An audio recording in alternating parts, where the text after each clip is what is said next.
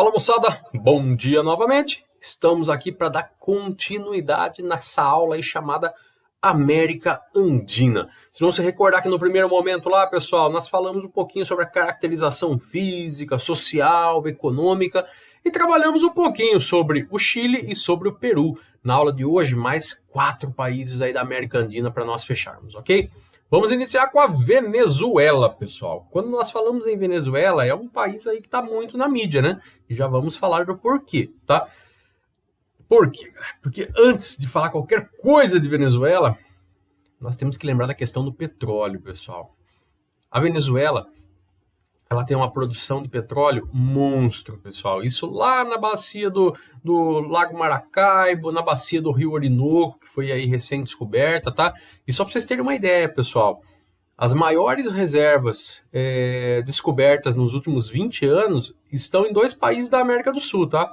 Venezuela e Brasil, tá? Venezuela e Brasil. Tanto é que a Venezuela é membro da OPEP, Organização dos Países Produtores e Exportadores de Petróleo. Só para vocês terem uma ideia, o petróleo representa 80% de toda a renda gerada na Venezuela, pessoal, do PIB, tá? 80%. E essa produção aí é por meio de uma estatal, ou seja, de uma empresa pública, pessoal, a PDVSA.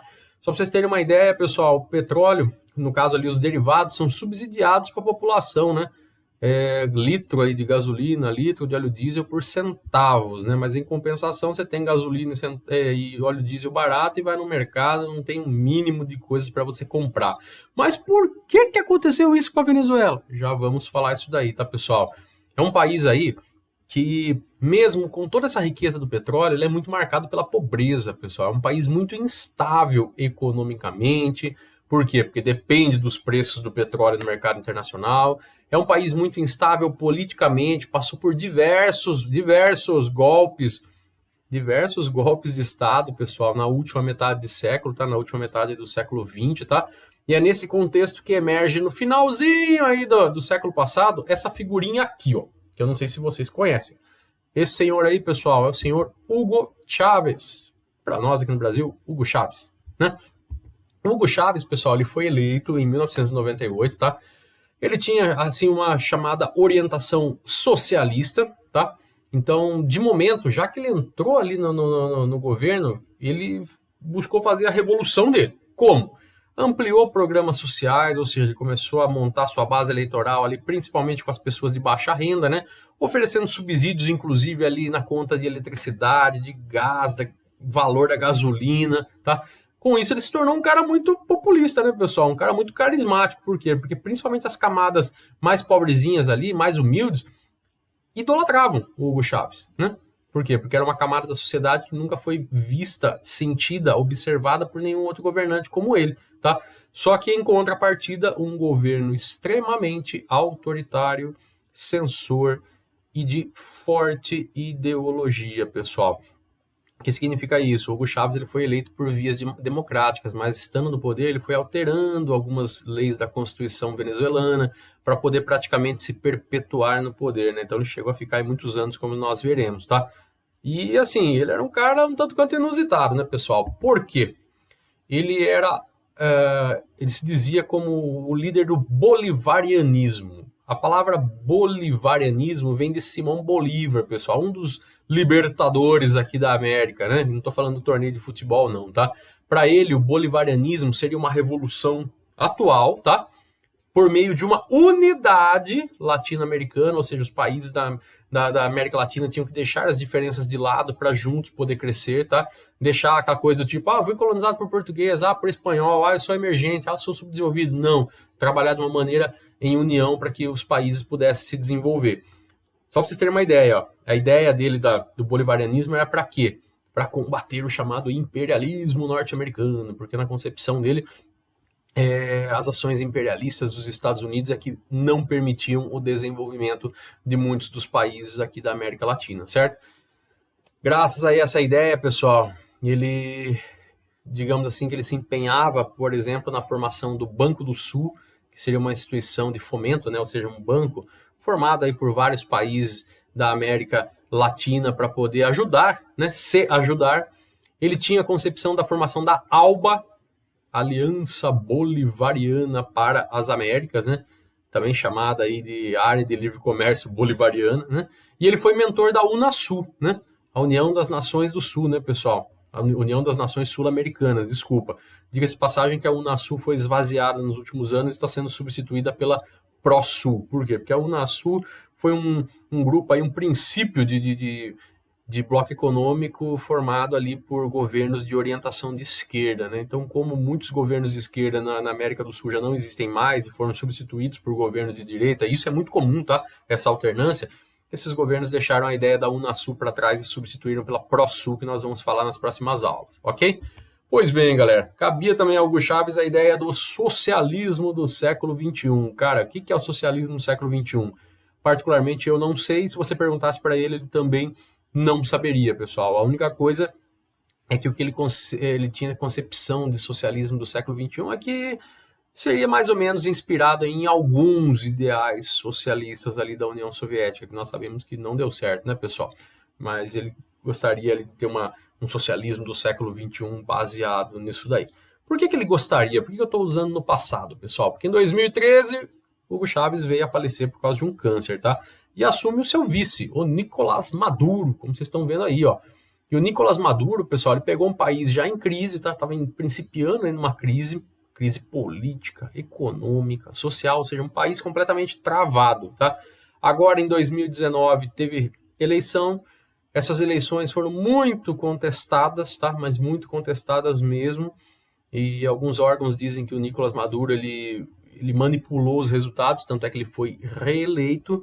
Nisso, o líder da oposição, o Juan Guaidó, que seria como se fosse ali o chefe da Câmara dos Deputados, ele não reconheceu a autoridade do Nicolás Maduro, e ele mesmo, Juan Guaidó, para muitos países do mundo, ele se autoproclama o presidente da Venezuela. No papel é o Nicolás Maduro, mas ele não tem toda essa autonomia para isso, toda essa legitimação, né, do povo e mesmo de outros países. Tanto é que muitos países do mundo, inclusive o Brasil, já não consideram mais o Nicolás Maduro como sendo o presidente, mas sim o senhor Juan Guaidó. E, enquanto isso, a Venezuela segue numa crise gigantesca que virou até uma crise humanitária, tanto é que muitas pessoas estão saindo e vindo inclusive para o Brasil, né? A crise dos refugiados venezuelanos. Você vai falar, por que a Venezuela chegou nesse ponto com tanto petróleo no seu território? Galera, vamos resumir a história. Acomodação por causa dessa riqueza. Uma riqueza como essa, você tem que aproveitar esse dinheiro e investir em outras coisas, tá? Tem que investir em indústria, tem que investir em ramos diferentes, em tecnologia, e a Venezuela não fez isso, tá? Aí o que aconteceu? Da década passada para essa década, olha o preço do petróleo, ó. Ele despencou. Então, se antes ele ganhava X por litro, agora ele ganha X menos 80% pelo litro, né? Então, crise total. Mais um país aí, galera, Colômbia. Colômbia, naturalmente falando, ela é muito curiosa, pessoal. Porque, olha no mapa, ó. Ela tem uma porção dela que é no litoral do Oceano Atlântico. Em compensação, a outra porção do litoral dela é o Oceano Pacífico. Então, ela é banhada por 2 litorais, tá, pessoal? A Colômbia é um país que tem como principal produto, enquanto a Venezuela tinha lá o petróleo, o principal produto de exportação da Colômbia é o café, pessoal. Segundo maior produtor e exportador do mundo. Alguns especialistas dizem que o café colombiano é o melhor do mundo. Podem não ser aí o maior produtor, mas é o melhor café do mundo, tá? Só que a Colômbia, pessoal, ela não se caracteriza tanto pelas suas características físicas, né? Assim, ela não chama tanta atenção pelo seu aspecto físico, mas sim por causa da sua situação turbulenta social, graças às chamadas FARC, Forças Armadas Revolucionárias da Colômbia. O que é isso? Um grupo paramilitar, pessoal, com início ali na década de 1960, tá? Período da Guerra Fria. Os caras tinham orientação ali, inspiração marxista, foram bancados até em certa parte pela União Soviética, né? Vamos lembrar que era a época da Guerra Fria, né? Era uma maneira que a União Soviética tinha de tentar disseminar esses ideais revolucionários aqui na América do Sul, né? E eles tinham como objetivo tomar o poder na Colômbia, tá? Trazer a tal revolução socialista, né? Qual que foi o saldo disso, galera? 200 mil mortos, mais de 200 mil mortos em 50 anos, tá? Fisicamente, eles chegaram a ocupar territorialmente quase 1/3 do território colombiano. O que significa isso? Onde eles dominavam, o Estado não entrava, pessoal. Não entra polícia, não entra exército, não entra nada. É literalmente um estado de guerra civil, certo? Só que com o fim da União Soviética, acabou o dinheiro, né, pessoal? Acabou o financiamento dessas Farcs, né, desses grupos armados revolucionários, né? Eles tiveram que arrumar dinheiro de outra maneira. Como? Sequestrando personalidades, filhos de famosos, filhos de autoridades políticas e principalmente a associação com o narcotráfico. Lembra que eu falei que a Colômbia também é um produtor de droga? Produtor, distribuidor. A Colômbia quando a gente fala em droga, é o lugar, né, pessoal? Pois bem, as Farcs acabaram se associando com o narcotráfico, galera. Só que isso daí a gente vai falar na aula sobre geopolítica. Aguarda um pouquinho, tá? Até porque, em 2016, eles assinaram um acordo de paz. Sim, as Farcs, pessoal, depuseram as armas. Só que esse acordo de paz ele foi rejeitado pela população. Por quê? Porque as Farcs propuseram entregar as armas, desistir da luta revolucionária armada, só que eles queriam o quê? A formação de um partido político e já o direito de ocupar algumas cadeiras na Câmara dos Deputados. A população não aceitou, pessoal. Tá? Não aceitou, então esse acordo de paz ele foi votado mediante um plebiscito na Colômbia. A população colombiana não acreditou muito nas boas razões aí das Farc, não. Tá? E eles mantêm ainda a promessa de pacificação, pessoal. Não é por causa disso que eles entraram em guerra ou nada do tipo, não. Tá? Só que entre se manter nessa promessa e realmente conseguir tudo aquilo que eles queriam depondo as armas, não sei. É uma situação meio complicada, né? E quando nós falamos em Colômbia, né, pessoal, não tem como falar do chamado narcotráfico, né? Principalmente os grandes cartéis de Cali e de Medellín, que ficaram muito famosos aí por meio de alguns seriados que apareceram aí numas Netflix da vida aí sobre o senhor Pablo Escobar, esse menino bonitão que vocês estão vendo aí que dominou o narcotráfico aqui da América do Sul por muito, muito tempo, tá? Inclusive tinha influência política, o negócio era bem denso mesmo, pessoal. Sobre o narcotráfico, aguarda aí que nós vamos falar na aula sobre geopolítica da América Latina, ok? Mais um país, galera, o Equador. Galera, o Equador é um país minúsculo, cara. Pode olhar no mapa aí, vocês vão ver que ele é pequenininho pra caramba, próximo ali da região dos Andes centrais, certo? Ele se divide também em 3 porções, assim como o Peru, tá? A primeira porção é a porção do litoral, pessoal. Característica principal é a produção de itens tropicais. Destaque ali, ó, banana e cacau, certo? Curiosamente, pessoal, o Equador tem no seu território também uma quantidade considerável de petróleo. É um país membro da OPEP, da Organização dos Países Exportadores de Petróleo. E industrialização, você só vai encontrar nessa cidadezinha chamada Guayaquil, tá? Que é um centro industrial muito potente da cidade e também um centro portuário ali na direção do Oceano Pacífico, certo? Porção andina ou porção central, pessoal, que lá no Peru se chamava La Sierra, lembra? Destaques, a sua capital, Quito, certo? E são populações aí mestiças, principalmente, e indígenas que dependem da agricultura de subsistência, assim como também no Peru, tá? E nós temos, pessoal, na porção oriental, uma porção também com domínio amazônico, né? Lembrando que aquele lado ali virado para o Brasil. O Equador não faz fronteira com o Brasil, pessoal. Só Equador e Chile que não fazem fronteira, certo? Estou dizendo voltado para o lado do Brasil porque é voltado ali para o lado leste. Então, na sua fachada do lado leste, o Equador também tem ali domínio amazônico, apresenta domínio amazônico e produção de petróleo. E uma coisa que chama atenção no Equador, pessoal, vocês vão ver no mapa ali que tem algumas ilhas, um arquipélago chamado Galápagos, né? Um arquipélago aí com algumas formas de vida muito curiosas, algumas tartarugas muito diferentes, e foi objeto de estudo do senhor Charles Darwin, né?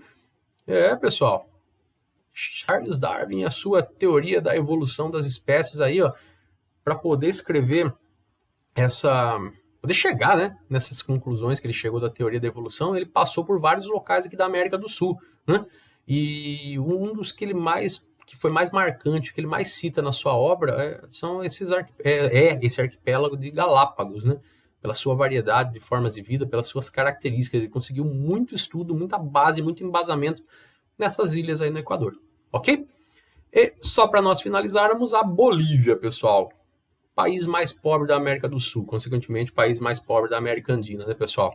E ele tem alguns fatores aí que travam muito ainda a sua economia, como, por exemplo, o fato de não ter saída para o mar. Os 2 únicos países da América do Sul que não tem litoral é a Bolívia e o Paraguai, que nós vamos falar na próxima aula, tá? Só que a Bolívia, pessoal, eu gostaria que vocês interpretassem esse mapa, ó.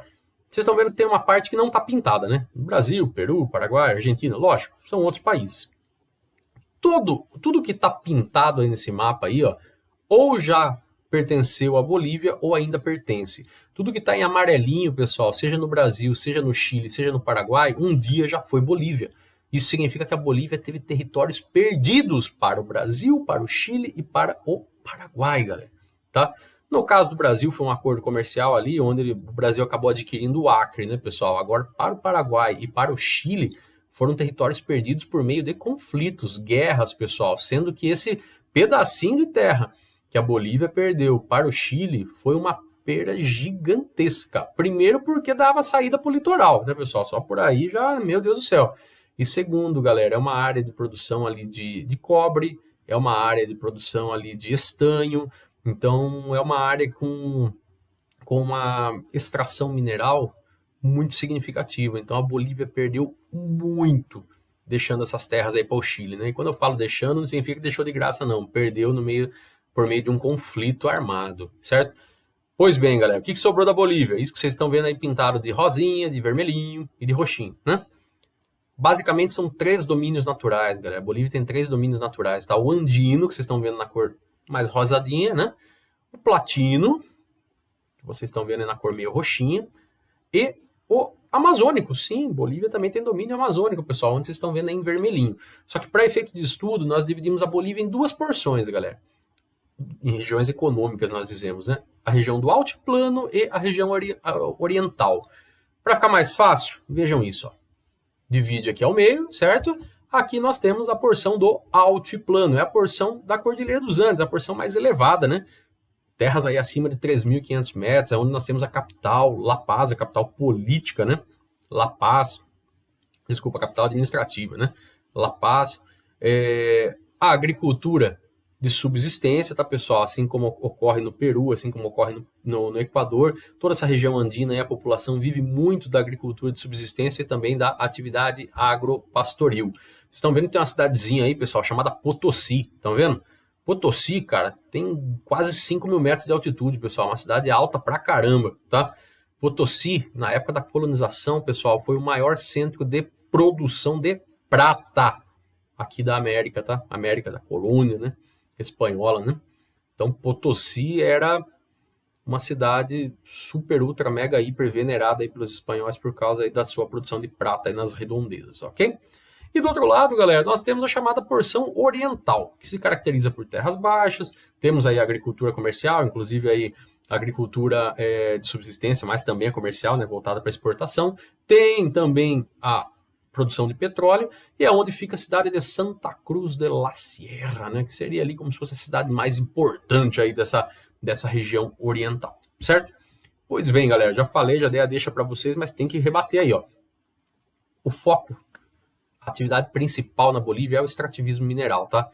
Principalmente com a produção do petróleo, como eu já falei, do gás natural nas mesmas regiões, sendo que o Brasil importa muito gás natural da Bolívia, certo? O Brasil compra muito gás natural da Bolívia. O estanho, Bolívia é o maior produtor mundial. E o lítio, pessoal, 60% das reservas mundiais. Para quem não sabe, pessoal, o lítio ele é muito utilizado na indústria de microeletrônica, de baterias. Então, é muito utilizado esse recurso, tá? E a Bolívia tem só 60% das reservas mundiais, certo? A Bolívia também entrou nos noticiários, pessoal, ultimamente, graças a esse cidadão aqui, ó. O senhor Evo Morales, tá? Não sei se vocês já ouviram falar dele. O Evo Morales, pessoal, ele foi presidente de 2006 até 2019. Ele teve ali, como vocês podem até observar pela foto, tá? Ele tem origem indígena. Pode perceber pelos traços físicos, né? E ele era líder dos cocaleiros. O que é isso? Cocaleiros são os produtores, os produtores de folha de coca, tá? Só lembrando para vocês, pessoal, países como a Bolívia, como o Peru, como a Colômbia, o plantio da folha de coca não é uma atividade ilegal, certo? É consumido, né? É muito consumido na região andina, isso daí, como eu já falei, chá, mesmo in natura, né? Mascando, certo? E o Evo Morales, pessoal, ele acabou sendo eleito aí em 2006 naquela chamada onda de esquerda. O que é isso? Muitos governos da América do Sul, muitos países da América do Sul, descontentes com políticas neoliberais da década de 90, viraram a chave, pessoal, na década de 2000 e elegeram aí governos de orientação de esquerda, né? Assim como agora na década de 2010 entraram muitos novamente de direita. Isso daí é normal, pessoal, essa alternância, tá? Democracia tem que ter mesmo, daí é comum, certo? Só que ele tinha como líder ali, pessoal, mentor intelectual mesmo, o Hugo Chávez, lá da Venezuela. Então ele chegou lá, ele fez as mesmas linhas políticas do Hugo Chávez, tá? Ele nacionalizou os hidrocarbonetos, né? Petróleo, gás natural, não, meu. Se tinha empresa de fora cuidando, a partir de agora, todo isso daí, todo esse aparato se tornou boliviano, do governo boliviano. Ele aumentou impostos nesse setor, fez revisão de contrato com empresas estrangeiras, como era o caso da Petrobras. A Petrobras, na época, conseguia gás natural a preço de banana, pessoal. Era baratíssimo o gás natural no início aqui no Brasil, no final da década de 2000. Só que daí, quando ele chegou no poder aí, ó, 2006, 2007, ele já reviu esses contratos, o gás natural ficou muito mais caro aqui. E ele fez tudo isso para quê, pessoal? Para voltar aí para investimentos em políticas sociais, né? Políticas voltadas ali para o desenvolvimento de camadas mais humildes da população, certo? Tanto é, pessoal, que é consenso geral que houveram ali melhoras expressivas dos índices sociais na Bolívia. Mortalidade infantil diminuiu, anos de escolaridade aumentou nesse período, a concentração de renda diminuiu, ou seja, começou a se distribuir um pouco melhor a renda.